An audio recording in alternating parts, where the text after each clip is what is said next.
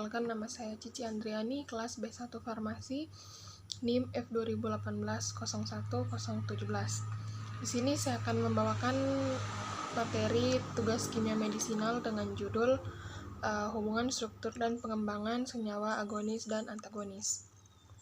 Baiklah, langsung saja kita masuk pada agonis dan antagonis. Agonis obat tidak hanya penting untuk merancang obat atau dalam membuat komposisi obat, tetapi juga digunakan secara luas karena banyak aksi obat berdasarkan antagonis dengan agonis endogen, seperti biokatalis, doemon, dan neurotransmitter, atau kemungkinan bekerja sebagai antimetabolit terhadap metabolit penting pada proses biokimia. Tujuan rancangan senyawa agonis dan antagonis adalah untuk mengembangkan antagonis spesifik terhadap biokatalis utama atau metabolit endogen, contohnya itu asetilkolon dan senyawa koligenerik. Kemudian ada histamin dan senyawa histamin energik, kemudian norepinefrin dan senyawa adrenergik. Kemudian senyawa agonis adalah senyawa yang dapat menghasilkan respon biologis tertentu serupa dengan senyawa agonis endogen. Materi selanjutnya itu senyawa antagonis adalah senyawa yang dapat menetralisir atau menghilangkan respon biologis senyawa agonis. Pada umumnya, senyawa antagonis mempunyai dasar struktur yang mirip dengan senyawa agonis. Kemudian, pengetahuan tentang agonis dan antagonis penting untuk diketahui karena dapat digunakan untuk sebagai berikut. Yang pertama itu merancang kombinasi obat, yang kedua itu pembuatan komposisi obat, dan yang ketiga itu merancang senyawa antagonis terhadap senyawa agonis seperti metabolit, antimetabolit, dan histamin, antihistamin. Kemudian materi selanjutnya lagi tuh pengetahuan tentang agonis dan antagonis juga penting untuk mengetahui dan mengantisipasi kemungkinan terjadinya bahaya interaksi obat. Berdasarkan fase kerja obat, senyawa antagonis dikelompokkan sebagai berikut. Yang pertama itu ada antagonis ketersediaan farmasetik, kemudian yang kedua itu antagonis ketersediaan biologis, dan yang ketiga itu antagonis pada tingkat jaringan atau plasma dan reseptor. Kita masuk pada kombinasi obat. Kombinasi obat memungkinkan melibatkan campuran dua atau lebih obat dalam satu formulasi. Kemudian penggunaan dua obat dalam formulasi yang berbeda dan diminum bersama-sama, atau penggunaan dua obat yang diminum dalam waktu yang berbeda, tetapi kemungkinan berada bersama-sama dalam darah.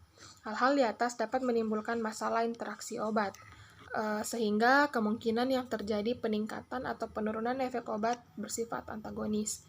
Penurunan efek suatu obat oleh obat yang lain atau antagonis antar obat pada umumnya tidak diinginkan, tetapi kadang-kadang juga diinginkan. Selanjutnya itu kombinasi obat kemungkinan juga dapat meningkatkan aktivitas obat, yaitu yang pertama ada efek potensial dan kedua itu ada efek sinergisme.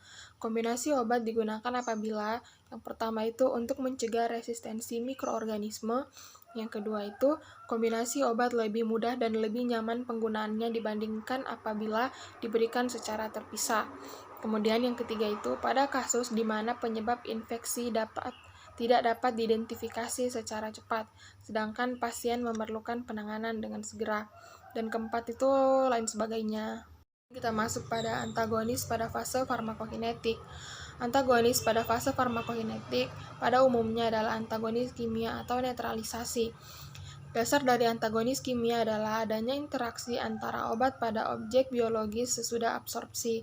Kemudian, antagonis kimia akan berinteraksi dengan senyawa agonis yang menghasilkan produk tidak aktif, sehingga jumlah agonis yang berinteraksi dengan reseptor menurun dan aktivitas biologis juga menurun. Hal tersebut dapat digambarkan secara skematis sebagai berikut, di mana antagonis atau A ditambah reseptor R menghasilkan kompleks AR, kemudian menghasilkan stimulus. Kemudian stimulus itu menghasilkan efek biologis. Kemudian antagonis A ditambah reseptor R, kemudian ditambah dengan antagonis kimia akan menghasilkan produk yang tidak aktif. Bisa dilihat pada slide.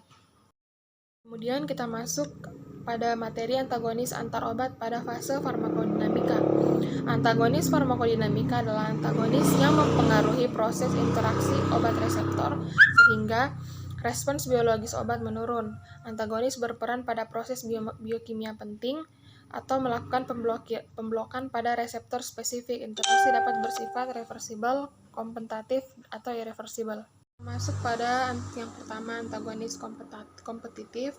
Senyawa agonis dan antagonis berkompetisi dalam merebutkan tempat reseptor sehingga jumlah agonis yang berinteraksi dengan reseptor menurun dan aktivitas agonis akan menurun. Hal tersebut digambarkan secara skematis sebagai berikut.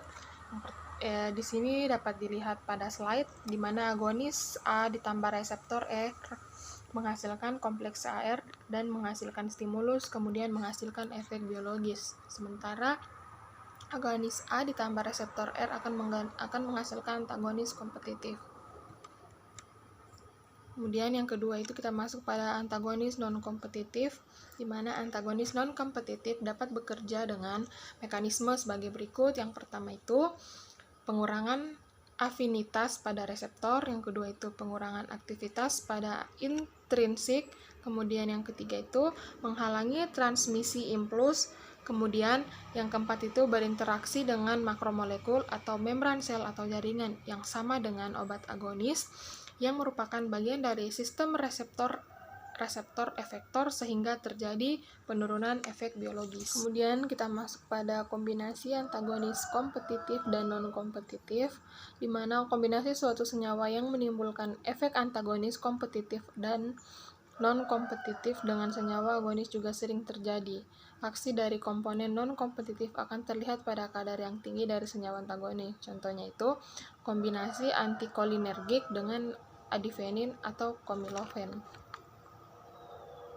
Kemudian kita masuk pada hubungan struktur kimia agonis dan antagonis, di mana agonis dan antagonis kompetitif mempunyai afinitas terhadap reseptor yang sama, yang berbeda adalah aktivitas intersiklinnya. Kemudian interaksi obat dengan tempat aktif atau reseptor berdasarkan pada keseimbangan dinamik antara sifat-sifat kimia obat dan reseptor. Oleh karena itu, hubungan antar struktur kimia dan aktivitas dapat diperkirakan untuk obat-obat yang bekerja pada reseptor yang sama. Sekian penjelasan materi kimia medisinal dari saya. Assalamualaikum warahmatullahi wabarakatuh.